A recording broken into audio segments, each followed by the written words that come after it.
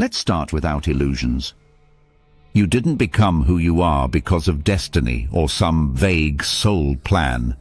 You became who you are because your nervous system adapted to survive someone else's instability. That's not metaphor, it's biology.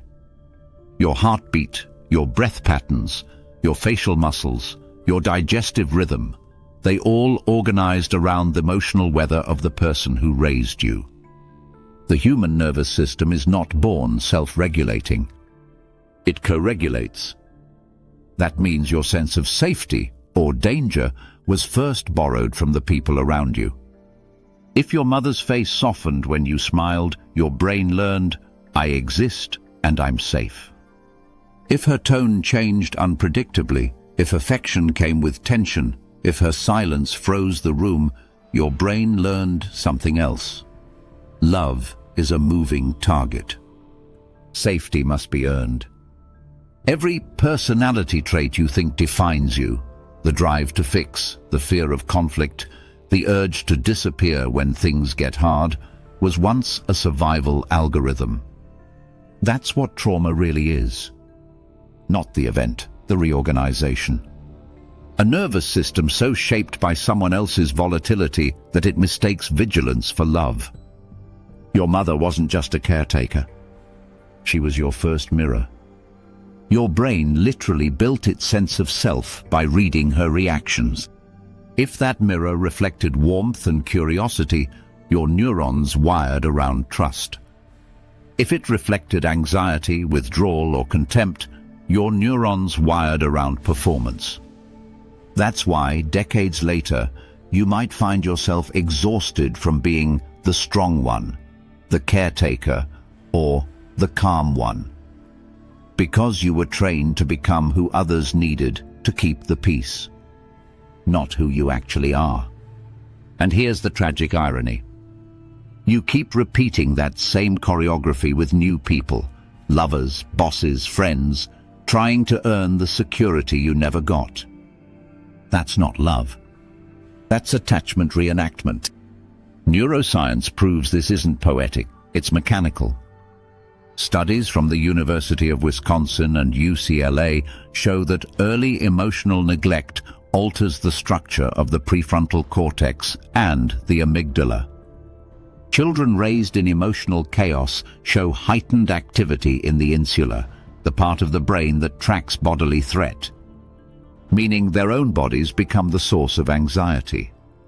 So when you say, I'm an anxious person, you're describing a physiological state, not a personality flaw. It's your body remembering danger, even when you're safe. Your hippocampus, the region that distinguishes past from present, shrinks under chronic cortisol exposure.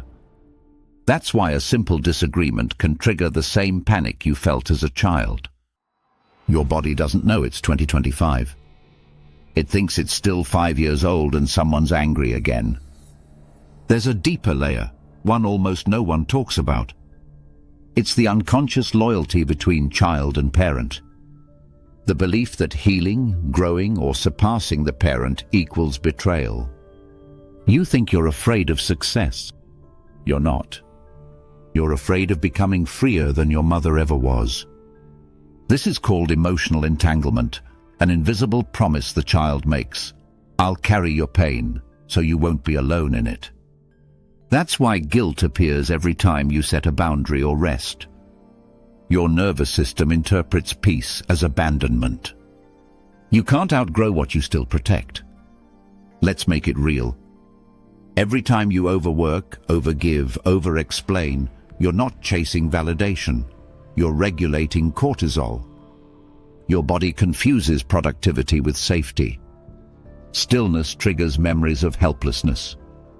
When you procrastinate on projects that could change your life, it's not laziness. It's a protective freeze response. Your system perceives visibility as danger because, as a child, visibility often invited judgment or rejection. When you fall for emotionally unavailable partners, it's not bad luck. It's recognition.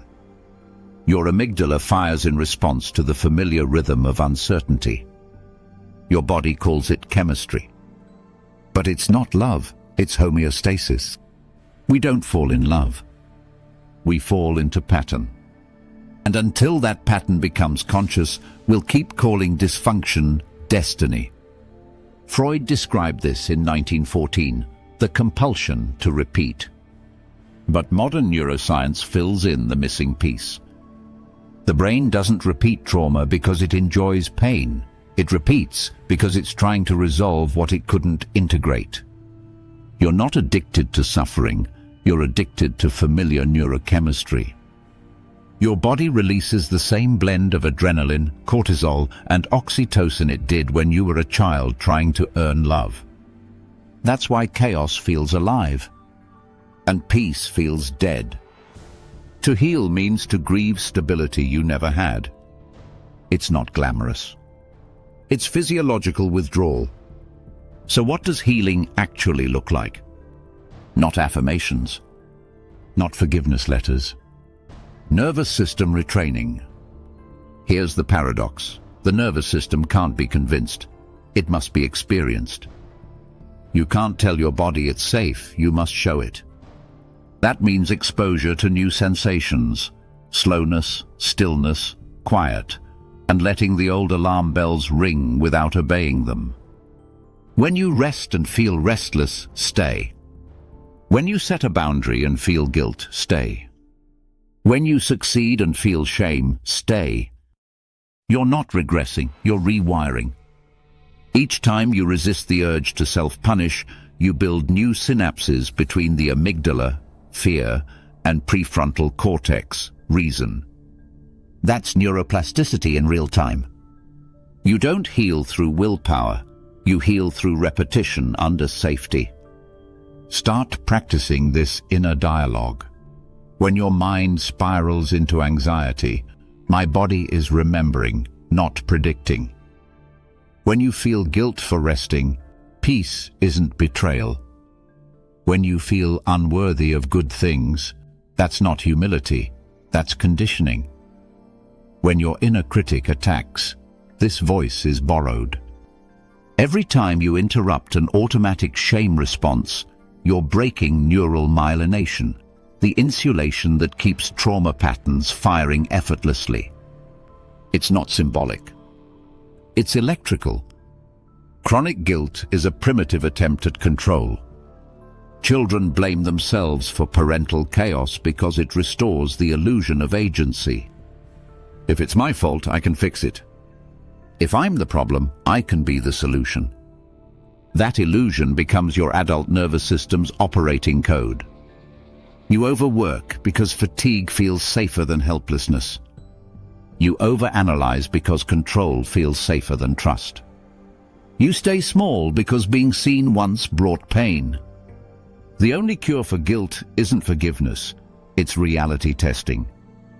Every time guilt rises, ask, am I doing something wrong or just something new? Your brain doesn't know the difference yet. You have to teach it.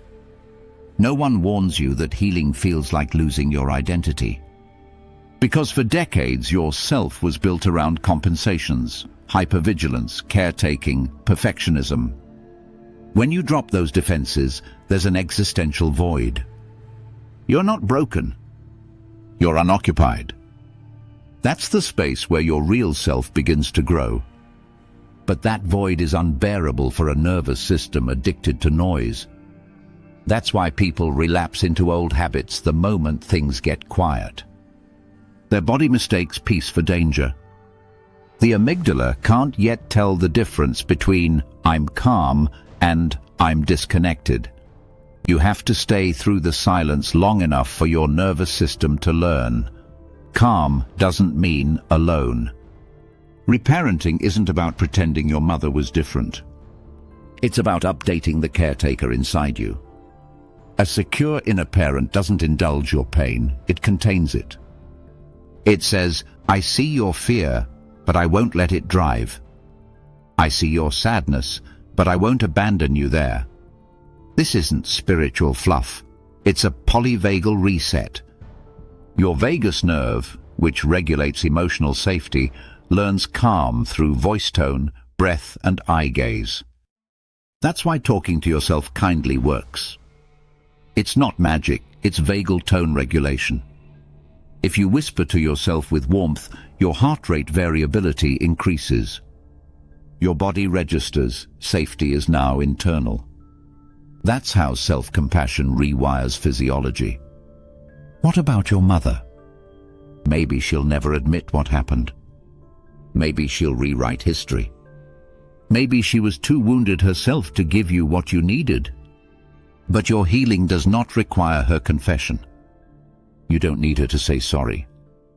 You need to stop needing her to say sorry. You can love someone and still see clearly the damage they caused. You can honor her pain without inheriting it. The goal isn't forgiveness, it's separation of identity. You are not her unfinished story. How to know you're healing? It's subtle. You no longer over-explain your boundaries. Silence doesn't panic you. You apologize less for existing. You can feel sadness without drowning in it. You start loving without self-erasure. That's emotional maturity, not control over feelings, but relationship with them. Your emotions stop hijacking you because you no longer believe they're enemies. You start to realize that the real enemy was confusion. Confusing vigilance with love, control with strength, guilt with care. Once you see that, the system starts collapsing. You were raised to obey, not to think. To anticipate, not to feel. To survive, not to exist. But evolution doesn't care about obedience. It cares about adaptation. And adaptation can now work in your favor. When you choose awareness over reaction, presence over performance, truth over peacekeeping, you're not just healing yourself. You're altering the neural inheritance of every child that comes after you. Epigenetic research from Harvard shows trauma leaves chemical marks on DNA, but safety does too. Every time you self-regulate instead of explode, your biology whispers to the next generation, it's safe to feel. That's not poetry. That's gene expression. So when you choose to end the pattern, you are literally rewriting biology.